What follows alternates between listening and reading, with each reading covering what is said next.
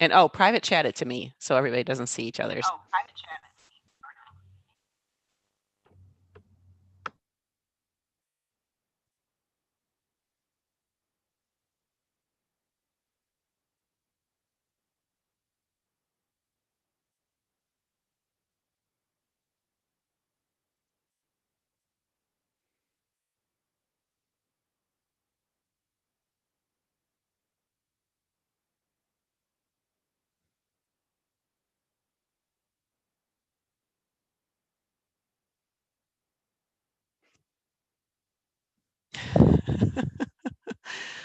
I like oops as an answer. Okay, we are not in consensus. I know not everyone's done yet. Most of you picked either B or D, but a few people picked A and a few people picked E.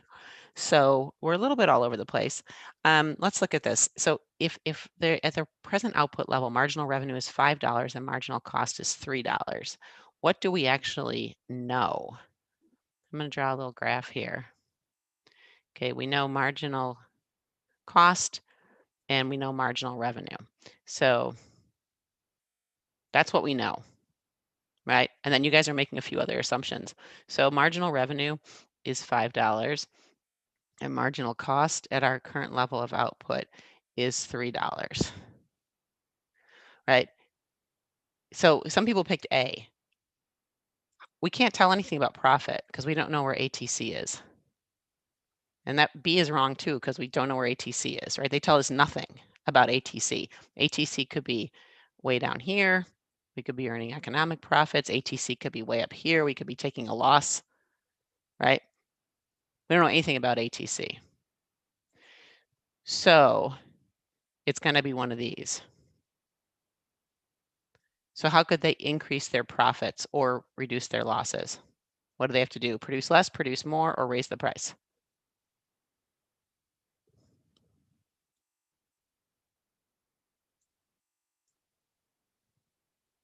Produce more. Exactly, because you're to the left of where MR equals MC. So yeah, you always remember you want to stay focused on that, right? There's going to be a lot of questions that are just asking you to find where MR equals MC. And this firm is clearly not at the point where MR equals MC because that would be here. And then it would be 5 and 5. So yeah, they should be producing more. But we can't tell anything about profit unless we have an ATC curve. So don't build that in yourself. Make sure it's actually provided. Okay, here's one more. Now we have an ATC curve.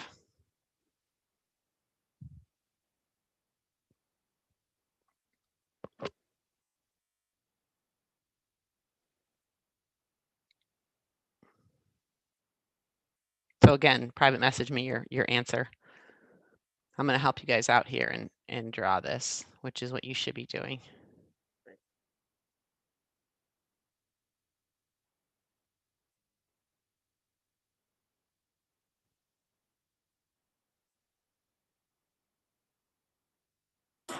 Ms. Rush, are these notes recorded as well?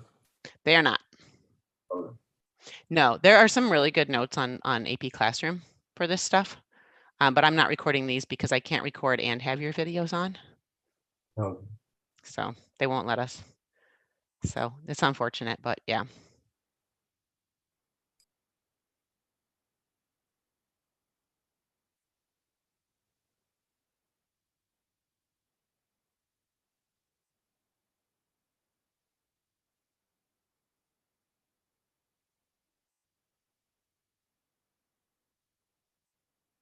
That's not, I didn't make those equal distance.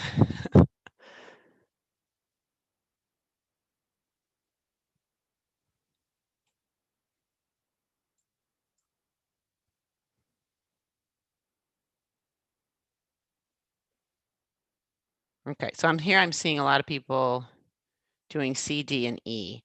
Okay, so if they're producing here, right, we know they're producing where their MC equals their ATC, which is here, but the marginal revenue is down here, which is the price, right? So they're taking a loss.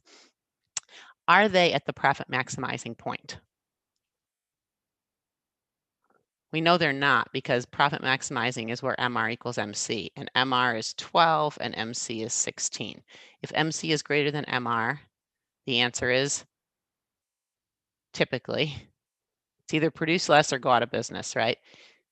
So we know they can't change their price, right? You can't, in perfect competition, changing your price is not an option. But if you're producing where MC is greater than MR, then you need to produce less if it's viable to stay in the market at all. Is it viable to stay in this market?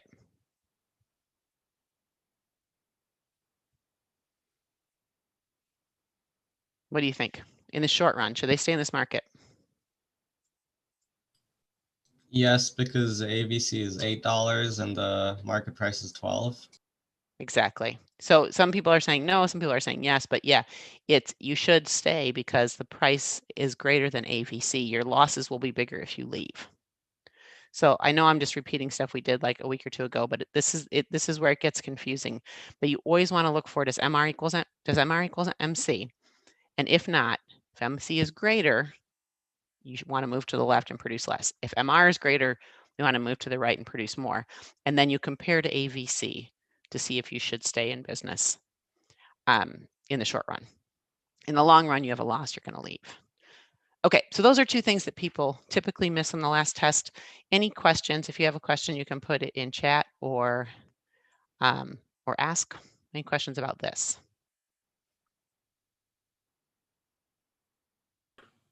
So in determining whether to like stay in the long run, we basically just have to look at like if you're earning more than the ABC, right?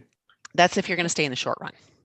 In the short run, you will That's- stay in the industry, you'll stay in business if your price is greater than your AVC. In the long run, you have to be at least breaking even or you would leave. Oh,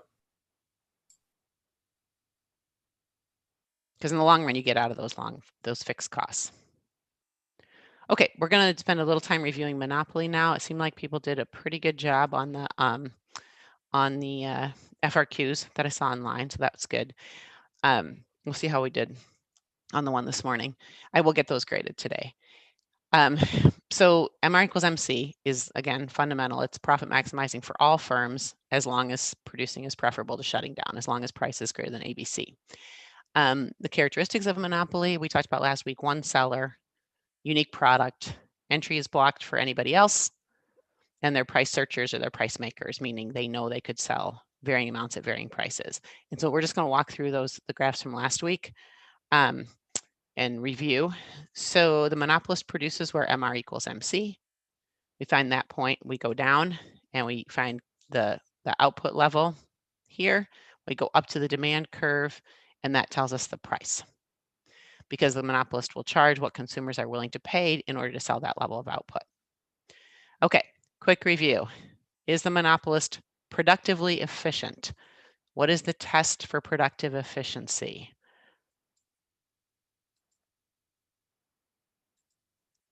I'm going to just call on people. If you don't know, just say, not sure right now. Aria, what is the test for productive efficiency? I'm not sure. Sorry. Okay, that's fair enough. Aaron Carlson, what's the test for productive efficiency? Market price equals marginal cost. Equals, I'm sorry, what? Marginal cost. That's the test for allocated efficiency. Oh, right. What's the test for productive Yeah, efficiency? Oh, I'm sorry, go ahead. I'm not sure about the other one. Okay, let's see. Simon, do you know what it is, the test for productive efficiency? Is it where ATC crosses demand? It is, you're close. It has to do with ATC. Let's see. Iman, test for productive efficiency. Is it the lowest point of ATC? It is price equals minimum ATC. So these two tests, you really want to like have these written on note cards or something. So you can just have them in front of you, like on a Post-it note, because they're super important. Okay, so the test for productive efficiency is price equals minimum ATC. So is this monopolist productively efficient? If we look at this graph, Drew, is this monopolist productively efficient? No. No, because we're not producing here. That's minimum ATC. So we're not productively efficient. Maggie, are they allocatively efficient? Are we producing where price equals marginal cost? No. No, because that would be here, right? So this would be productively efficient. I'm just going to call that P. This would be allocatively efficient. Okay, we're not doing either of those things. So no, monopoly is not efficient. But remember, there's going to be this little star here because today we're going to see why price discriminating monopoly is actually allocatively efficient, which is a weird little freakish thing. Okay, so remember those tests for productive and allocative efficiency. This you saw before too, and I saw a lot of you did a really good job with this on the FRQs on my AP. Just understanding that you're in the elastic range.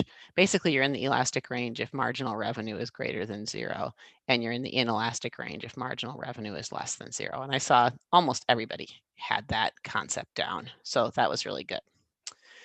Okay, and then again, they're not guaranteed economic profit. This particular monopoly we can see is taking a loss, right? Because we can compare their price to ATC, and we can see that they are suffering, right? They're not in good shape. Again, if their price is greater than AVC, they would still stay in business. Unfortunately, AVC is not on the graph, so it's a mystery. Okay, so let's get to what we're doing today, price discrimination. Price discrimination means charging different prices to different consumers for the same item without differences in production costs. So it's not considered price discrimination if a McDonald's in New York City charges more for a Big Mac than a McDonald's in Omaha, Nebraska.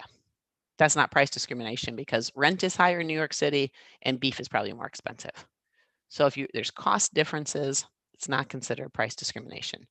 But if you go to a McDonald's in Minneapolis and they charge me one price and they charge you a different price, that probably is price discrimination because they have no difference in the cost of producing that item. So price discrimination is not limited to monopoly. Sometimes oligopolies or even monopolistic competitors can practice variations of this, but they have to have these three things. They have to have some degree of monopoly power. Like perfect competitors can't price discriminate. They have to be able to segregate buyers. In other words, they have to have some way of dividing out who they're going to charge one price to and who they're going to charge a different price to. And they have to be able to prevent those buyers from being able to resell the goods, because otherwise there would just be a black market where the people who get the good cheap would resell it to the people who have to pay more and it would all equal out. So they have to be able to keep them from reselling. Okay, so the graph on the left and the graph on the right are meant to be the same thing. The graph on the left is less perfect, right? It's chunking out the buyers. So perfect price discrimination, or first degree, this is called first degree price discrimination, charges each buyer exactly what they are willing and able to pay. Meaning, the first person on the demand curve is willing to pay this price, right? We'll call this like P1, and that's what they have to pay. And the second person's only going to buy it if the price falls to P2, which is right here, and that's what they get to pay. And so on and so on and so on and so on, right? Every single individual pays exactly the maximum amount they're willing to pay. So what happens to marginal revenue then? Does marginal revenue fall the way it did when we had a normal monopoly?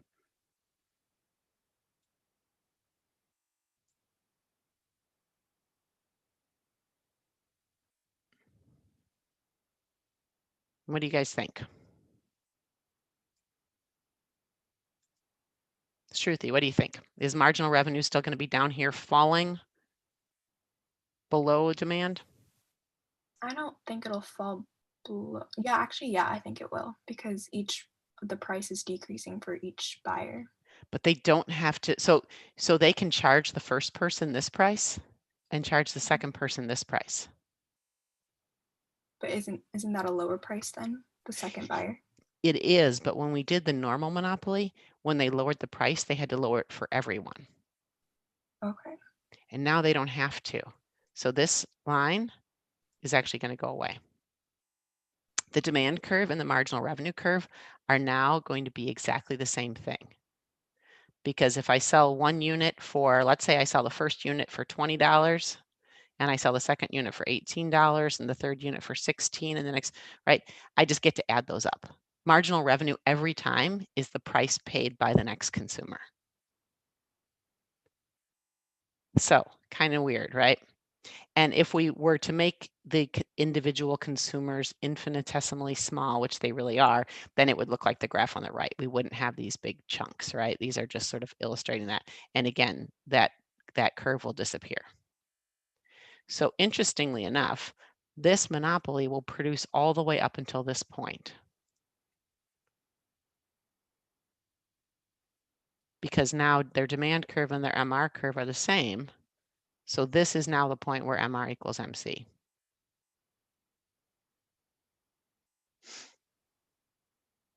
So guess what? They're allocatively efficient, right? Because they're producing where marginal cost crosses the demand curve. They're producing where price equals marginal cost. So if you can price discriminate, you're not going to stop producing as quickly as the monopolist who can't price discriminate, because you keep, your marginal revenue isn't falling so quickly. Are they productively efficient? We know they're allocatively efficient. Are they productively efficient? They're actually producing past minimum ATC, right? Like they're not productively efficient. They went too far, right? They're productively inefficient, but they're still earning profit on the last unit they sold, so they're happy. All right, so there's no MR line because they get to charge at different prices for every consumer. The output level will increase compared to a normal monopoly. What happens to consumer surplus? Chris Park, what do you think happens to consumer surplus if you look at this graph?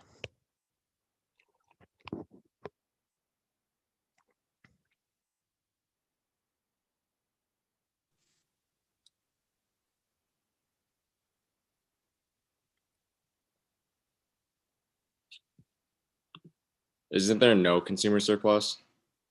Exactly. Totally disappears. Every single individual is paying the most they're willing and able to pay. No more consumer surplus, right? It all goes to the producers. And it's really hard and awkward, and there's no great way to draw consumer surplus on this graph, right? Because we don't have a supply curve, and our marginal cost curve doesn't intersect the x-axis, so it's just kind of icky. But there is, there's no deadweight loss. There's no deadweight loss, and all surplus goes to the producer. Yay, right? No consumer surplus at all. It's very sad, actually. But that's a weird feature of price discrimination. So let me see what I have next here. Okay, I'm gonna stay here for a second. Who can price discriminate like this? Can anyone? Like, what kind of firm could actually have this much information that they could actually charge every person the most they're willing and able to pay? I mean, can you imagine if you like walked into you know, your favorite, like, let's say you walked into Chipotle. Let's say you like Chipotle. You walked into Chipotle and you're like, man, I'm so hungry. I would pay like $20 for a burrito. And they like, you know, scan your forehead and they're like, well, $20 for you, right? The next person comes in, they're like, I don't really like burritos. And they're like, okay, $2 for you. Like that, it's sort of unimaginable, right? That this could actually happen. So can anyone think of an example where it does, or anything even close to it? Maybe like tabs for license, like tabs for cars. So license tabs are fixed, but somebody put car dealership, and that is actually pretty good because you can negotiate for cars, right? And you walk away if you don't want it. So cars, close. Raw resources like steel, I would say most commodities are going to be pretty competitively priced. So that would be a hard one. Junha said colleges, and colleges are actually my go-to example for this. Colleges have a very unique situation, right? Because when you fill out the FAFSA, and for those of you who are not close to that point yet, that stands for the Free Application for Federal Student Aid. And when you are a senior, Your parents have the joy of filling that out. I got to fill it out for like 6 years between my two kids.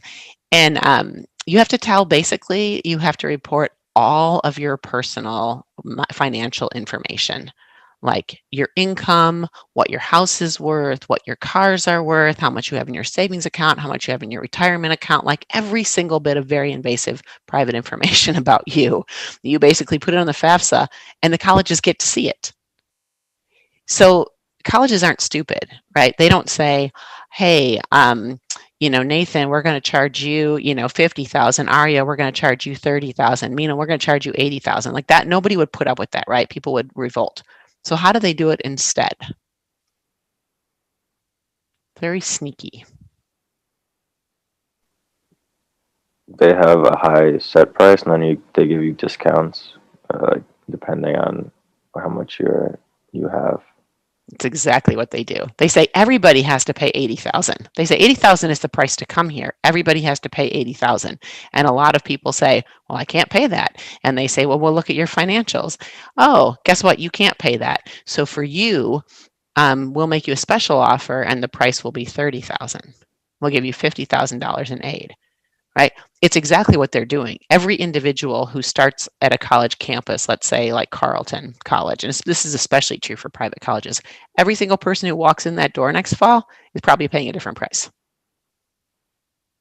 right? The sticker price is one thing. Maybe there's maybe 20% of the students are paying the full price. Everybody else is getting some form of discount. And what it's doing is it is price discriminating. And it's doing it based on all the information that the colleges have about each family's financial situation. So it's a little strange, right? You would never do that to another firm. You would never go to buy a car and say, let me turn over my tax returns and the value of my bank accounts and everything else I have. Like, you would never tell the car dealer that. All your power in negotiating with a car dealer comes from them not knowing whether you can afford the car and not knowing your willingness to walk away. And so you give up almost all of that with colleges. And part of the reason, I'm sorry, go ahead. I have a question. So is the $50,000, if you like in your example, would that be loans that would have to be paid back, or? Usually a lot of it is, it'll be a mix of grants and loans. Okay. Yeah, no, it can be a huge mix.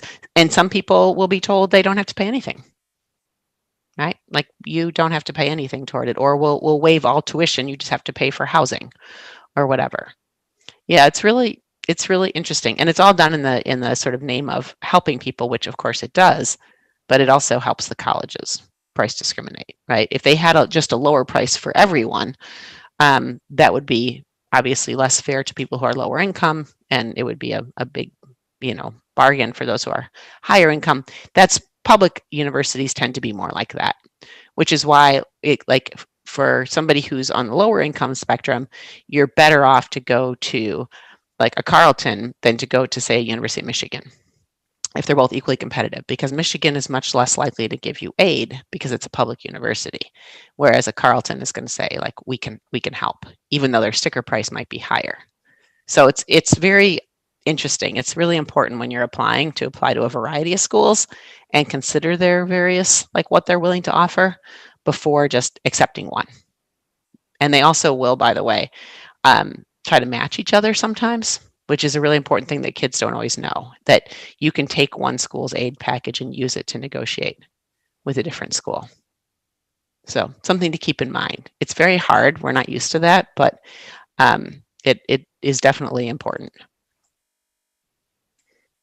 Okay, I feel like I was going to say something else, but I lost track. It's probably for the best, because I can rant about the colleges for a long time. College is great. Okay. There are two other kinds of price discrimination. There's second degree and third degree. And it's not normally super important to be able to be like, which one is which. It is important to know that first degree is in a class of it set by itself. Second degree is basically where you have like Costco, right? And the idea is, if you go buy toilet paper at your local neighborhood gas station or convenience store, you're going to pay a much higher price than if you go buy like 60 rolls at Costco, right? Or Walmart or Sam's Club or whatever. And the idea is that they can charge a lower price to people who buy in bulk. And it's cheaper for them, right? Like the packaging is cheaper. All kinds of things are cheaper from the perspective of the seller. So this is not illegal in any way. Just individual buyers pay a high price, bulk buyers pay a low price. And a super easy example of this is if you ever buy gum.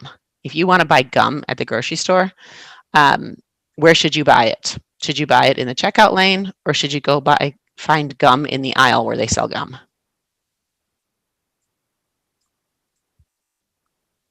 Charles says in the aisle. Gina says in the aisle. Yeah, in the aisle where they sell gum, they'll have like 3 packs for $1.20, and at the checkout, they'll have like 1 pack for $1. Right? They're just basically like, it's a test. Like, how lazy are you? Like, if we're just going to grab you at the end and just sell you 1 pack, we're going to charge you as much as we can. But if you're going to go seek out the gum and you're going to buy it in bulk, you're going to get a bargain. So it's just a very simple way.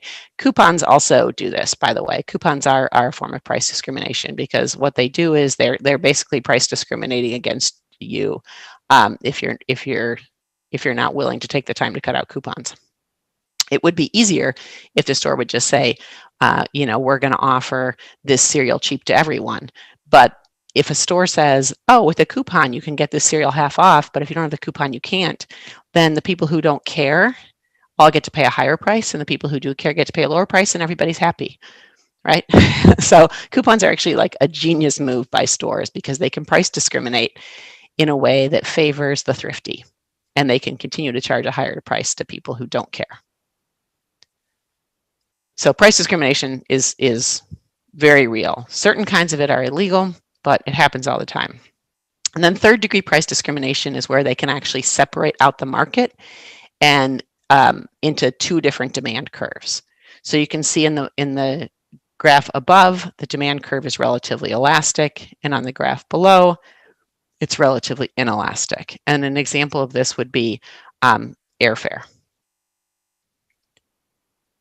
So this would be like the demand curve for airfare for business travelers, and we're talking, of course, about normal times, right? Businesses will decide, we have to send this person to China, we have to send them right now, and they'll just pay whatever the tickets cost. Travelers, casual travelers, are going to wait till they get a deal. They're not just going to buy plane tickets, for any price.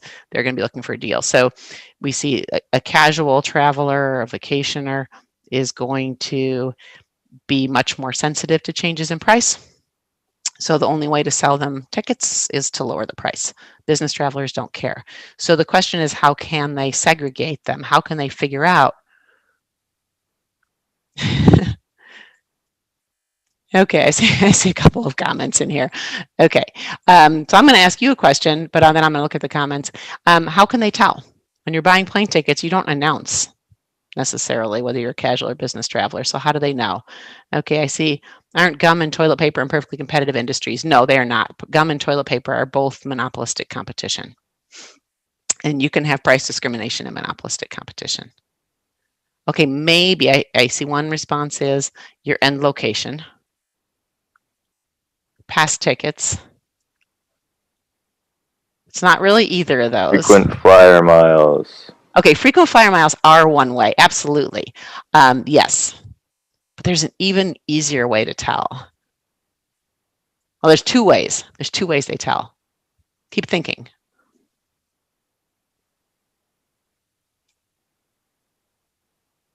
Number of tickets, good. So one person is going to be more likely to be a business traveler as opposed to a family. Okay, we have when. Yes, timing matters. When the tickets are bought, that also matters. So these are both timing things, actually. So business travelers typically do not want to be gone over the weekend. So business travelers are not going to include a Saturday night stay. Vacation travelers are going to include a Saturday night stay. So you get discounted tickets if you plan your trip so that you're staying at your destination over a weekend. If you travel somewhere and you're like, we're going to go Monday, we're going to come back on Friday, the airlines go, business traveler. If you plan so you fly on Friday and you come back the next Wednesday, they think vacation traveler. So you get a discount. The second thing is when the tickets are bought. Vacation travelers tend to buy their tickets like at least more than 6 weeks in advance. Business travelers often buy them 2 weeks in advance. So they jack up the price of the tickets the closer you get to departure time. Now, they have a really nice feature too, the airlines, thanks to the federal government, you cannot resell airline tickets. So remember what I said about you can't resell? This second degree price discrimination, if I go to Costco and I buy, 60 rolls of toilet paper, I could actually resell them to people, right? Like I could actually go around my neighborhood and be like, I'll sell you a roll of toilet paper, right? And I could actually make profit off that. It would be weird, but I could do it. But with airline tickets, you can't. It's actually illegal to resell airline tickets to somebody else, not the original purchaser. So they have a really perfect situation here. All right. So those are the three kinds of price discrimination. One, where you somehow find a way to charge everybody the most they're willing and able to pay. And by the way, auctions are another example of that. And then second degree, where it's bulk discounts. And then third degree, where you have different elasticities of demand. And typically on the AP test, if they ask you questions about these ones, they just ask you like, which of the following is a feature that could lead to price discrimination? And they would give you maybe one or the other of these. They won't ask you like, which one's second degree, which one's third degree. So it's really just important to know all the characteristics and not necessarily worry about what kind it is. Okay. Any questions about price discrimination before we move on to natural monopoly? We have a few more minutes here. What are the airplane ticket ones? Like, they're usually like they're sold from like third-party places like pretty often. So it's like, couldn't they individually price discriminate then? Are you saying like travel agents? Yeah. All they're doing is like connecting you to the airline. Like they're not really. Like they're just making a reservation and then buying it from the airline for you. So they would have a hard time doing that. How is marginal revenue affected in second and third degree? So you can see the marginal revenue line. There is still, well, it's a good question. The marginal revenue, in third degree price discrimination, there is a marginal revenue line, just like there is in a normal monopoly. In the second degree one, you really have just sort of 2 points here. You have the demand and marginal revenue like at the high price, which would be presumably like about the same, right? And then you have the lower price where demand is here and marginal revenue drops significantly if you at the lower price. When you lower the price for that group, you have to lower it for the whole group. So that's good. That's a pretty technical question. Any other questions? Fortunately, in second degree price discrimination, even though you have to lower the price for all of these people, you don't actually have to lower it for this group. You're able to separate them. But there still is some consumer surplus, right? Because there's some ability for people to buy. All these people along here, presumably they would be willing to pay a higher price, and because they're buying in bulk, they get a lower price. So second degree price discrimination and third degree price discrimination do not eliminate consumer surplus.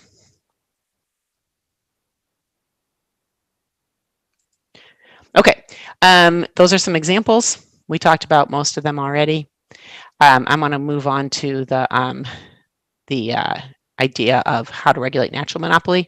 So we have all this. We know what's wrong with monopoly, what can be done about monopoly. You can try to break up a monopoly.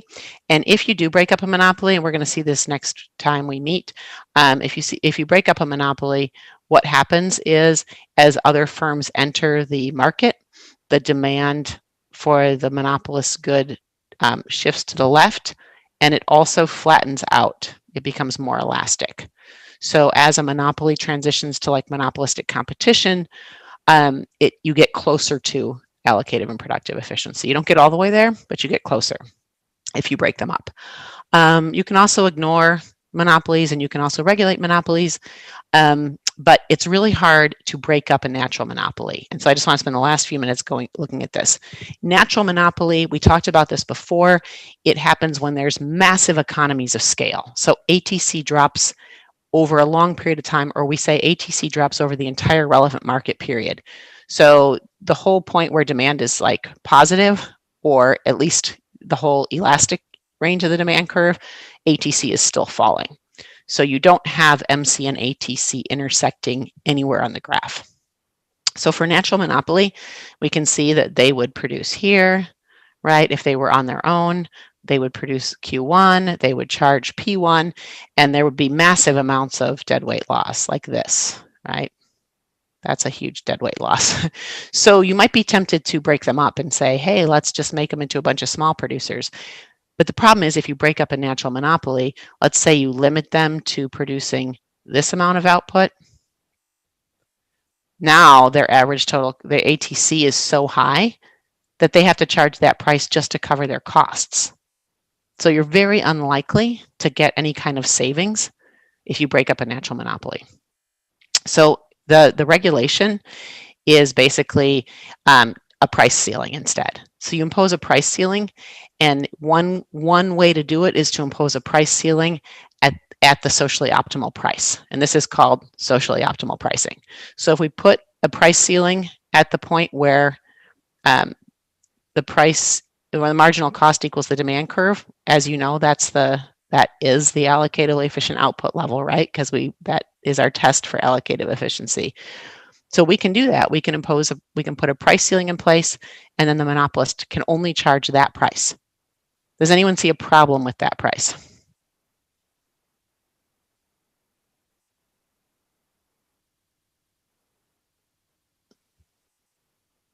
It is under ATC, yes. So it's below the ATC, which means this monopolist would be taking a loss on every single unit they sell, and they're probably not going to stay in business. And natural monopolies tend to be things like electricity companies, like we actually want them in business. So this is problematic. So one solution to that is you can force them to charge a socially optimal price, but if you want them to stay in business, you have to provide them with a subsidy. Okay, so there's another solution though. You don't have to force them to charge that lower price. What's another price you could charge them where they wouldn't go out of business?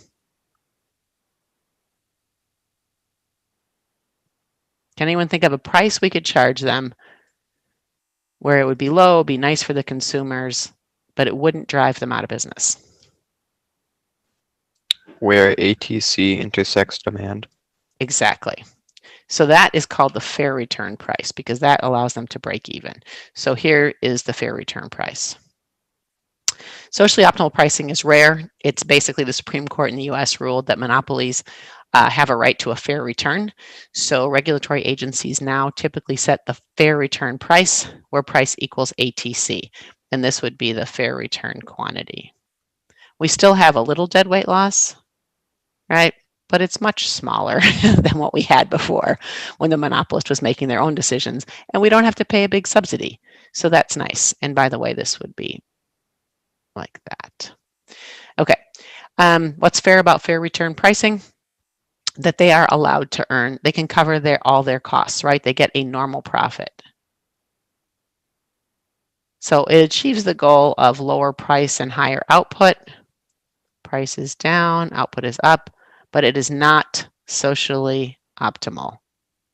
There is no allocative efficiency here because they're still lower than that point. Okay, let's look real quick at a question here.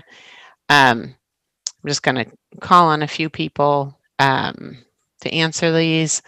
What price would a normal monopolist set?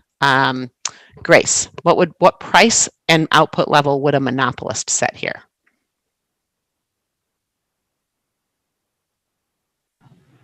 P1 and Q1. Okay, so where does MR intersect MC?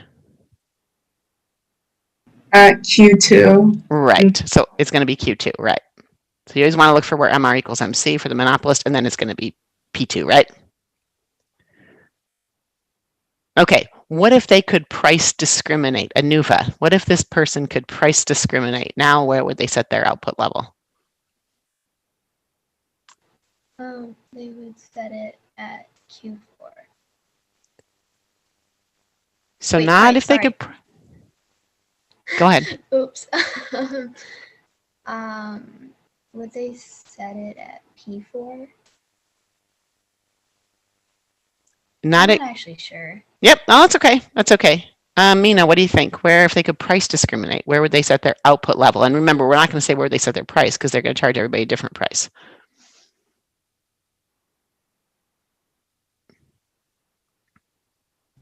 Would it be? Actually, I'm not sure. So price discriminating is going to, they're going to keep producing until marginal cost equals demand. Right? It's going to be the socially optimal output level, so it would be here. So Q5. Okay, let's see, who have I not called on? Jillian, what price would be socially optimal and what would be the output level?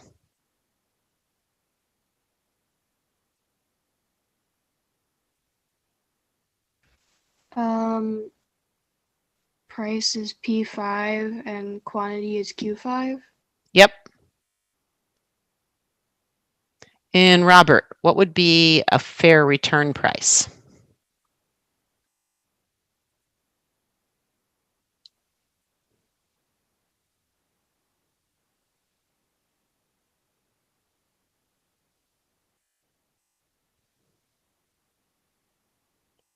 So P3 would be up here, it would be a little above ATC, so they would actually get some economic profit. So fair return is going to be break even. Yep, P4, and the output level would be, yep. Good. Okay, I know we're about out of time. There are on AP Daily, there are videos that cover price discrimination and natural monopoly. There are not videos on the regulation of natural monopoly. There will be, but I actually made those ones and they're not out yet. So I know they're not there yet. They will be. But if you have questions about regulation of natural monopoly, do let me know. The slides are posted, I believe. Let me just, somebody wrote, can I share the slides? The slides are, I think, always posted. They should be. Let's see if we're on. Yeah, the week 11 notes, the slides are always posted. Yep. So no worries about that. Yeah, those are always out there. All right. I have psych on the same Zoom call in like 4 minutes. So I'm going to stay here, but you guys are free to go.